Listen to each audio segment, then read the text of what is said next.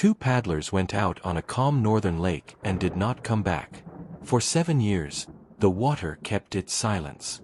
Then a dead device woke up on the far edge of the country and proved the lake had never been the whole story. It was late September in northern Minnesota. The air was clean and sharp. Pines crowded the shoreline of Larkspur Lake, a long, cold body of water feeding into the boundary waters. Nora Fielding, 29, and her cousin Ben Parker, 17, slid their red canoe into the shallows. They packed light, tent, dry bags, a tiny stove, 2 headlamps, a first aid kit, and a battery reader with a cracked corner. That reader was Nora's. She took it everywhere. This trip was her gift to Ben. He had just finished a rough summer, working nights at a grocery store after his mother's surgery. Nora wanted him outdoors again. They waved to Nora's father, Thomas, at the boat ramp. "Pick up at noon tomorrow, same ramp." They pushed off and became 2 quiet strokes moving into the tree-lined distance. By the next afternoon, the ramp was empty. The lake gave no answer. Thomas waited at noon. He waited at 1. By 2, he drove the dirt road that skirted the lake. No signal. No footprints at pullouts. The day clicked from worry to fear. At 4, he flagged down a county truck. By 5, a deputy took a report. "We'll start at first light," the deputy said. Thomas did not sleep. He sat in his truck with the keys in the ignition, staring at the black water that did not care. Sunrise came, and with it, the first piece of the puzzle. A volunteer spotted the red canoe. It was wedged in a beaver dam in a side slough, hull scraped, 1 seat ripped. The paddles were gone. 200 yards inland, under spruce boughs, searchers found a small fire ring and a half-collapsed tent. The zipper was open. Inside, 2 sleeping bags, unrolled. Outside, a cook pot and 1 mug. No blood. No drag marks. No struggle that you could see. The shoreline was thick with reeds, an easy place to vanish. The deputy looked at Thomas. "Accidents happen out here." Thomas stared at the neat sleeping bags. "Not like this." That night, the lake gave up something stranger. Near dusk, a kayaker reported a blue paddle floating on the main lake, far from the beaver slough. It was Ben's. His initials were burned into the wood. But the current here did not flow from that slough. It flowed the other way. The paddle had moved against the natural pull. A conservation officer frowned at the map. Wind could do it. Thomas shook his head. Not that far. Not overnight. The search widened. Dogs. Drones. Sonar rafts. Helicopter passes. No Nora. No Ben. The water told one story. The trees told another. On the north shore, a gated gravel road cut from the timber to a private landing. The sign read, "North Meridian Timber. Authorized access only." Locals said the road used to be public until the company leased the land and put up the gate. Logging trucks still rumbled through at dawn and dusk. A trail camera on a birch tree, set by a moose researcher, caught a white panel truck on that road at 2:18 a.m. the night Nora and Ben camped. Headlights off. Moving slow. The deputy called it normal activity. Thomas called it a lead. He asked for the company's yard logs. He asked for any camera footage at the landing. He asked if a white truck had launched a boat in the dark. Company security said the yard server failed a firmware update that week. No logs. No video. With the official path blocked, the case bent toward easy answers, and that almost buried it. The official line hardened. Accidental drowning. There was no proof of foul play. The canoe was damaged. A paddle drifted. The night was cold. Search teams dragged the coves again. Sonar mapped the lake bottom. Divers checked drop-offs. No bodies. No packs. No e-reader. After 2 weeks, the big operation ended. The file moved to a shelf. Thomas kept going. He walked the logging road gate at dawn. He watched trucks. He wrote down plate numbers. He asked questions in diners until people stopped making eye contact. Nora's e-reader had a clumsy sticker on the case with her email. He emailed it every Sunday. "If you see this, we are still looking." No reply ever came. 7 years passed. Then a dead thing woke up. Early May, 7 years after the disappearance, a librarian in Astoria, Oregon, opened her work email and frowned. Unusual device login alert from a major e-book platform.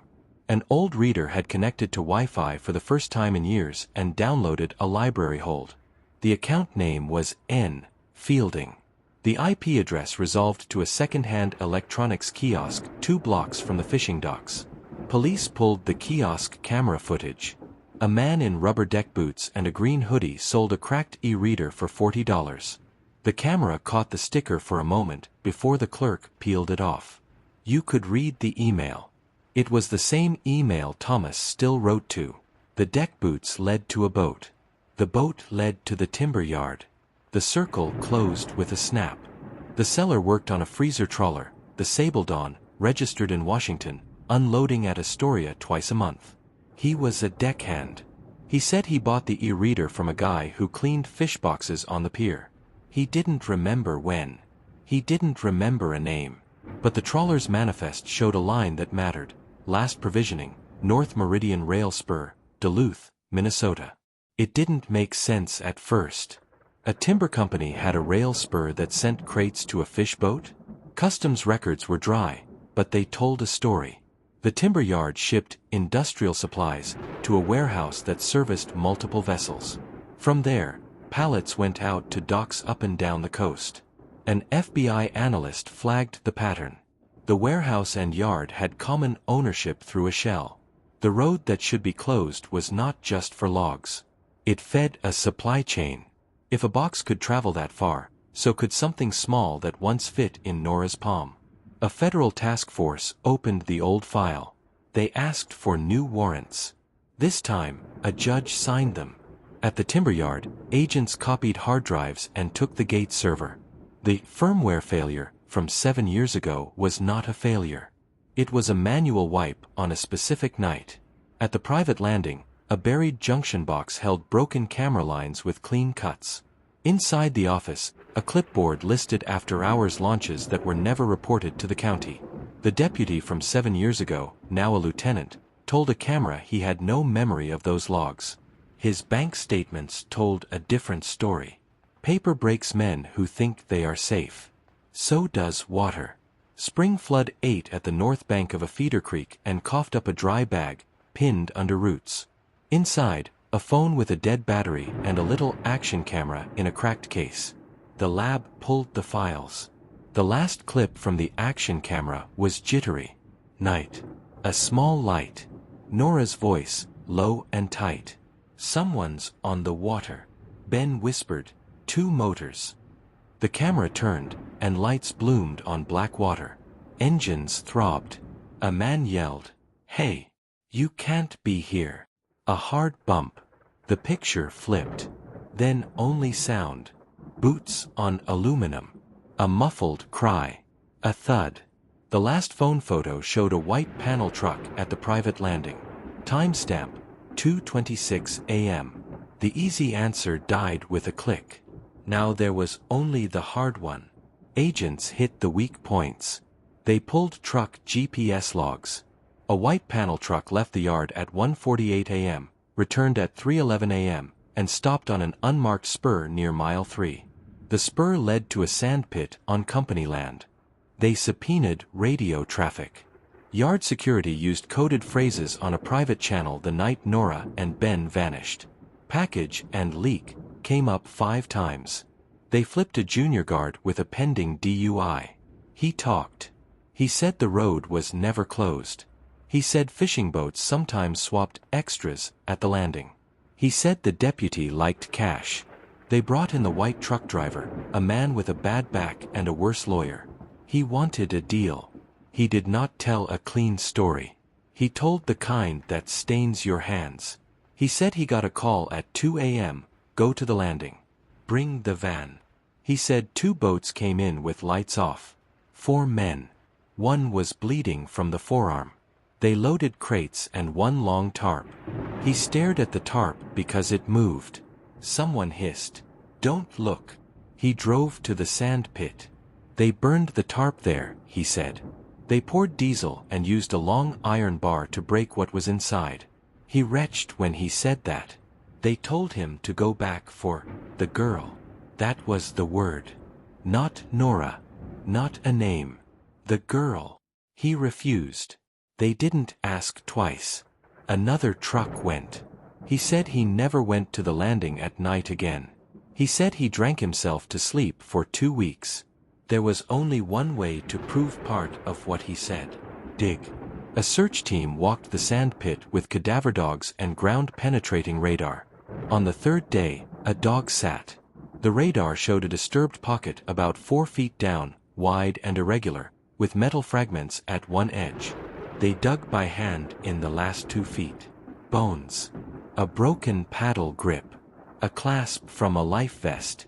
Heat-warped lenses from a pair of glasses that Thomas recognized from a receipt in his desk. DNA did what DNA does. It named Ben. Thomas stood under a sky that did not care, and let his shoulders shake once. Then he was still. The ground had spoken. The water had not. They still needed Nora. The e-reader was a breadcrumb, not a body. The shell company that linked the yard to the coastal warehouse held contracts with 2 freezer trawlers and 1 cargo feeder. Bills of lading were vague. Mixed parts. Galley goods. But a forklift camera at the warehouse had a clearer eye. It showed a box of personal items unloaded from a dry van with a Minnesota plate 3 months before the e-reader sold. The box held a coil of paracord, a dented pot, a paperback with Nora's name in the margin, and the e-reader. A dock worker took the paperback home for his daughter. She thought the name in the margin was romantic. It was not. The path was plain. Things from the lake had gone west on a quiet chain of trucks and rails and pallets. Things and, maybe, people. To end it, they needed one name higher up the ladder. They chose their moment. The owner of North Meridian Timber was a man who smiled for cameras and hunted elk on private land. He had a lobbyist and a private chef. He did not return calls from reporters. Agents served warrants at dawn. They took his phones and his desktop tower. The drives were encrypted. The cloud was not. Emails bled out. One to the yard manager the week after Nora and Ben vanished. "Clean your lists. If the deputy calls, remind him he has a mortgage." One to the warehouse. "Stop accepting after-hour shipments unless Dock 3 is empty. Close bay doors during transfers." A ledger entry said, "Consultant," and matched the lieutenant's bank deposit. They arrested the owner in his robe, while he asked if this was a misunderstanding. He denied everything. But the water and the wires did not. Until now, there had been one ping, the e-reader in Astoria. Then a repair shop in Spokane called an agent back. They had run a serial on a cheap action camera someone dropped off for parts. The serial matched Nora's second camera, the one she used for time-lapse. The seller was a long-haul driver who did pallet runs from Duluth to Spokane, cash side jobs in between. He bought random boxes off a yardman in Minnesota to resell for beer money. He did not ask questions. His logbook put him at the timber yard 3 months before the first call to the librarian. This was not a single disposal. It was a habit. It was a traffic pattern. The warehouse man with the daughter who liked the paperback broke in 2 hours. He said the manager kept a locked cage for special returns. He said some boxes were wet. He said he once saw a girl's jacket in the cage, still damp, with pine needles stuck to it. Agents found the cage. It was empty. The concrete floor was not. Luminol lit up boot scuffs and a long drag mark to the loading door. A small rusted ring under the door track matched the kind used on tie-downs for canoes. They had pieces. They needed the scene. A second trail camera, deep in the state forestry files, finally came to light after an intern answered an old email. Its battery had died years ago. The SD card was still good. On the night Nora and Ben vanished, the camera caught 2 outboards idling in the dark. For men wrestled with a long, limp shape on the dock. Another figure, smaller, sat on the dock edge, hands behind her back. A man stood over her. Headlights washed the landing. A white panel truck backed up. The camera timestamp read 2:27 a.m. Faces were shadows, but bodies have stories. One man's stance matched the yard manager's limp. Another wore a knit cap the junior guard said never left his boss's head. Show a jury a shadow, and they will squint. Show them the shadow with the email and the ledger and the bones, and they will see the man. The lieutenant took a plea. He cried in court and said he made mistakes. The numbers in his accounts did not cry. The yard manager stared at the table. The white truck driver shook. The owner wore a navy suit and watched the jury as if he were giving them a gift. Thomas sat behind the rail every day with Ben's paddle grip in his pocket. He touched it when the photos flashed on screen. He touched it when the action camera played. He did not touch it when the beaver dam picture showed, because Ben loved beavers as a kid, and Thomas needed his hands empty to breathe. The jury asked to watch the doc video 3 times. They asked to see the ledger twice. They asked nothing about drowning. Verdicts do not heal. They only name. Guilty for the owner on conspiracy, kidnapping, evidence tampering, obstruction. Guilty for the yard manager on kidnapping and disposal. Guilty for the lieutenant on bribery and obstruction. The white truck driver got manslaughter on a plea. He will likely die in prison anyway. No sentence touched the open space where Nora should stand. Justice answered one half of a question. The other half lived in the wind. Agents sent Nora's photo to ports and clinics overseas. They scraped seized phones. They followed wire transfers. There was a rumor in Thunder Bay. A rumor in Prince Rupert. A rumor at a cannery down the coast. None of them were Nora. Thomas planted 2 white pines at the ramp. He put a bench between them. On the back he bolted a small plate. 2 names. 1 date. He still checks the email every Sunday. He still writes, "If you see this, we are still looking." One winter morning, the bench had a book on it. The book was open to a page Nora had underlined years ago. The wind could have done that.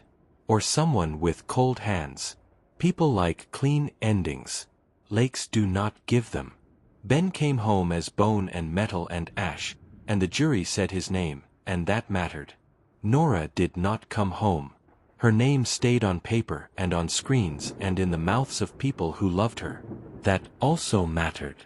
The water did not lie. Men did. The water kept quiet until the hard things humans make, cameras, readers, wires, ledgers, found each other and spoke. There is a ramp on a northern lake where the air is clean and sharp. 2 white pines lean over the bench. If you stand there at dusk, you can hear paddles from other years and other trips. The lake that would not let go still holds its cold. It also holds a promise. Silence is not the same as forgetting. If you want more true crime stories told with depth and detail, make sure you subscribe to this channel. Hit the bell so you don't miss the next case we uncover.